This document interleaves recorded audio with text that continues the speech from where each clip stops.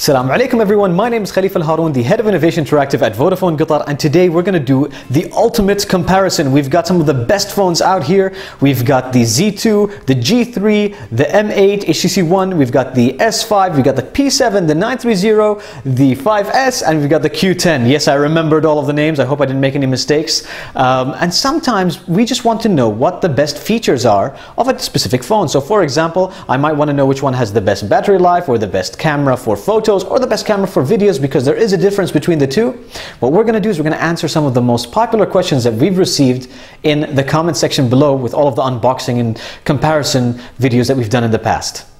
We hope you enjoy.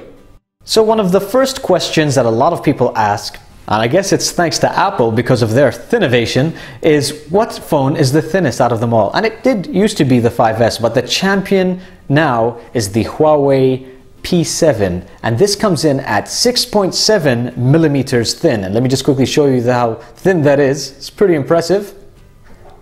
The champion, right over here, the P7.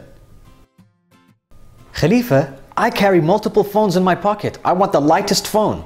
Well, the winner here is the iPhone 5S at 112 grams. This is the lightest phone amongst all of them at the moment. When it comes to the size of the screen, sometimes people worry about the overall size of the phone. But certain companies, in this case LG, have figured out how to give you maximum screen and still reduce the overall size of the phone as much as possible. And it also has one of the thinnest bezels. Right over here is the LG G3, which has a 5.5-inch screen. That's pretty huge. Yes, when I say the best phone when it comes to selfies, I'm talking about the front-facing camera, because you're going to want to use the viewfinder while taking a photo. And the champion here is the Huawei P7 with its amazing 8-megapixel front-facing camera. Winner for selfies right over here. So you might be wondering which one is the best one when it comes to camera. So I think that the best camera for photos is the Sony Z2. And the reason for that is because it takes fantastic high-resolution photos. I'm talking about overall image. When it comes to low light, it's amazing. When it comes to the overall colors and realism, it's amazing.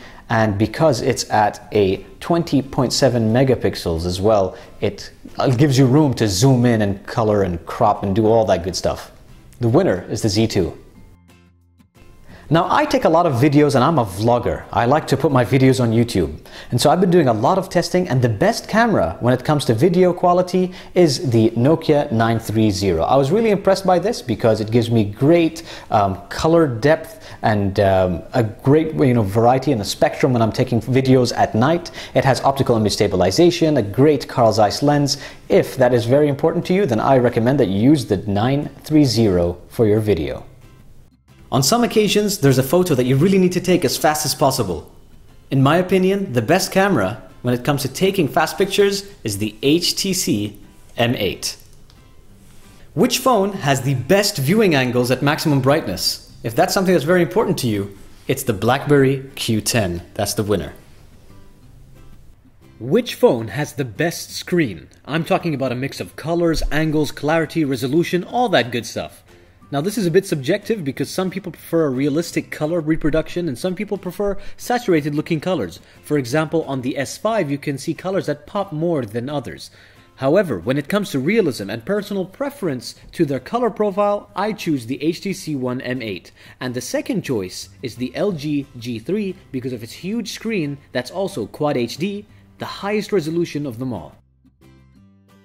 Which phone has the loudest speakers? Let's say you're watching YouTube or you're in a place that's a bit noisy. You'll need something with a great speaker to listen to your song or video. The winner here is the HTC One M8 because it's got a great equalizer that's enabled me to bump up the bass, and of course the front-facing speakers that everybody's been talking about.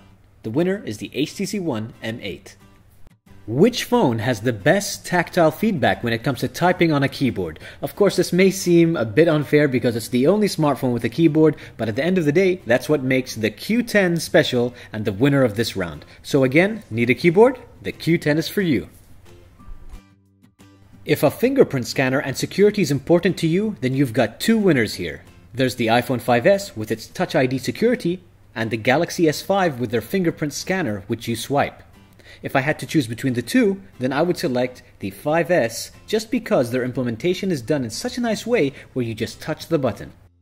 Another common question which people ask me is which phone has the best battery life? Based on my personal experience using them all pretty actively, we're talking loads of apps, browsing, emails and calls. The winner is the Sony Z2, which lasted the longest out of them all. Here's a question that not a lot of people asked, but they should be asking. Which phone is the fastest to charge? Because even if your battery is about to die, these days everybody's got a charging cable at the office or at their home, so it's pretty easy to charge your phone. The fastest to charge, and let me mention that in this case I won't mention a winner since I didn't get a chance to test them out all properly and scientifically, but the LG G3 charged to 25% pretty fast. The S5 charged the fastest to 100% though. If you like going to the sea, the pool, or the desert, then water and dust resistance is something that's very important. The two phones that win here are the Samsung Galaxy S5 and the Sony Z2. If I had to choose one, it would be the Z2 because of the way it's built. Although it's a pro that you can remove the back cover on the S5, there's always that risk that maybe you didn't put it on properly. But again, be safe with both the S5 and the Z2 and make sure that you cover the back and you close the flaps. Which phone has the smallest bezel? The bezel is the space or gap between the screen and the edge of the phone. The winner is the phone that I just pointed at, the LG G3. It has the thinnest bezel of all the phones. Some care about gesture controls. It's a great feature for those with disabilities as well. The phone that has the most variety of gestures is the Galaxy S5. You can use hand motions, eye motions, tapping, yes, all of that on the S5, and waving your hands over the phone is also pretty useful when your hands are messy. Alright everyone, I hope that you've enjoyed this comparison video and that it benefited you. Please let me know in the comment section below if it did help you. If it did, then maybe we can do this more often, especially when a new phone comes out, but it all depends on your feedback left below. If you've got a different feature question or you have your own opinions, please comment as well so that I'm aware and so that I can take note and maybe talk about it later on. The reason why this is also a very exciting video is because we're going to be giving you a chance to win any of the phones that you see in front of you right now. Yes, indeed. And it doesn't matter where you are. We'll send this over to you. All you need to do is answer a simple question that's in the description. Make sure you're subscribed, that you give us a like, and leave us a comment in the comment section below, and you'll get a chance to win the phone. We'll select one winner, and you'll be able to choose the phone of your choice from what you see on screen. Good luck!